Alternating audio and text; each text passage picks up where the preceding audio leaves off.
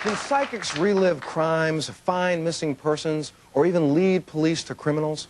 We're here to talk about psychic detectives, what they do, how they do it. Please welcome Ms. Annette Martin, a psychic investigator who is on call with the Marin County Police Department in San Jose, California, and also Captain Keith Wolverton, retired Cascade County Sheriff. Thank you very much for being here.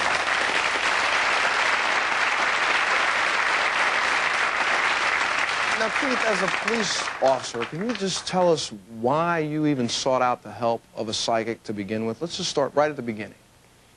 I'd have to go back around 20 years to a homicide that occurred in Great Falls, Montana, in and around Great Falls, and there was a case that we weren't getting solved rapidly, and a fellow from Arkansas had contacted me, and he was a well-known psychic, and I'd never worked with a psychic before. And he told me some things over the telephone that were correct, and the things that he told me later became fact, and I was able to utilize that in the case. That started me on a long search for our psychics worthwhile using in the field of law enforcement. And I've worked with many psychics over the years. And when this case came about, Annette was available to come to Great Falls and work with me on it. And the case that I was working on was in 1956. It was a 35-year-old double homicide, a lover's lane, dubbed later by the press as the Cottonwood murder case. And it had gone all these years, and I was not a cop in 1956. I was in high school. I knew the girl who was murdered. The scenario of Annette coming into my office in Great Falls then started her reminiscing and telling me what had happened during this girl's day of her last days. Well, let me stop you for a second, because this case went unsolved, even up until the point that you almost retired from the police department. So it was kind of like the thorn in your side for your whole career. Excuse me, your whole career, is that correct? Many officers had worked on this case. I was just one of the many. There was 3 of us actively working this case after 56 years, or since 35 years, rather, since 1956. And I had wanted to get into a tree, because I knew that there may be a bullet within that tree that I could recover and maybe perhaps match with the bullet wounds in the head. It's a real grotesque story. I'm not going to get into the whole story. That's okay. A fellow stepped forward and said, I'll be able to x-ray that tree for you. This was a gentleman who x-rays dams for breakage and that sort of thing. He says, I believe I can x-ray the tree. Well, after about 3 days of concentrating on that tree, he did get some x-rays of it and found the bullets that I was probably looking for.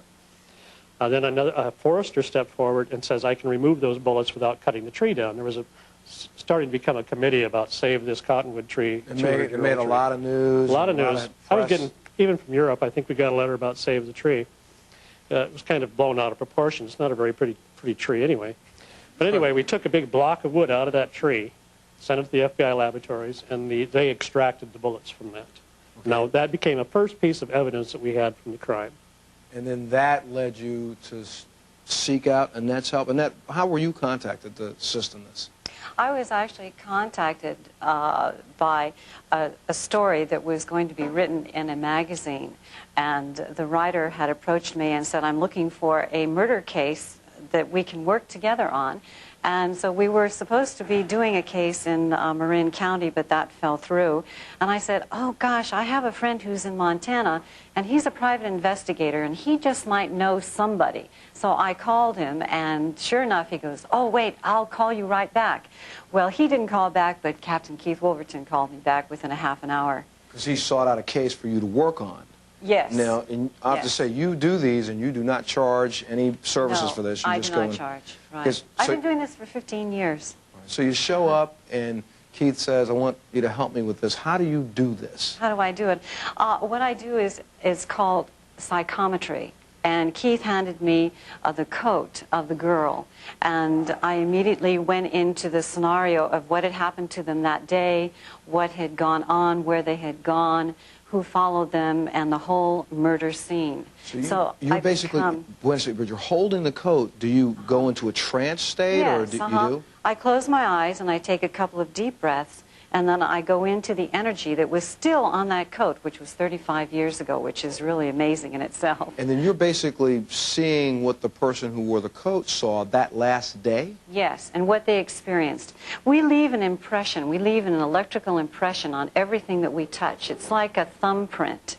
And I have the type of mind who can focus into that print and receive the information out of it. So I feel, I hear, I taste, I smell, I become. And so I become the victim. I can also then switch over and become the assailant, and then I can also be an onlooker. So I go through all of these different things during the process. And in doing that, now Keith, I guess she must have given you information that led you to the real suspect. And who was this person? Yes, she did. We had an idea of who we were looking for. In fact, as I had done a photo lineup, and she selected the person that I had as a suspect.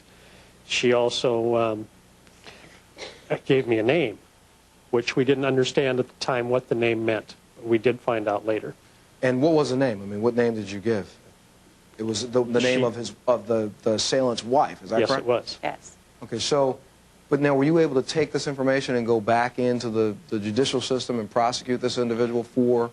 This man is not going to be prosecuted for this case. He is in jail, he is in prison, and he'll probably never get out. And, well, so do you want to just leave it there, or will you ever, I mean, what about the family of the victims? Would you want them to at least know who committed the crime? Yes, they do know. They're very well aware of it, and they've all been informed about what has transpired since then, even the fact that we're here today. You know, Annette, or do other police services, I guess, after you've solved a crime like this, I mean, your name should be on the most wanted list by police departments around the country. Well, do you get a lot of phone calls? Yes, I do. Yes, I do. Clear across the country. And, of course, I was doing it before, so... So people just 15 know years, you? Yes, yes. So they know who I am, and, you know, your track record kind of speaks for itself. Yes, ma'am. Earlier when you said that you kind of feel for the victims, do you feel their pain also? Yes, I do. Yes. Yes, that's what everybody says. Oh, gosh, how can you do that? You know, that's really scary, and isn't that awful? Don't you feel terrible? But I really don't. I'm just able to go into it and experience it and then let go of it and move back.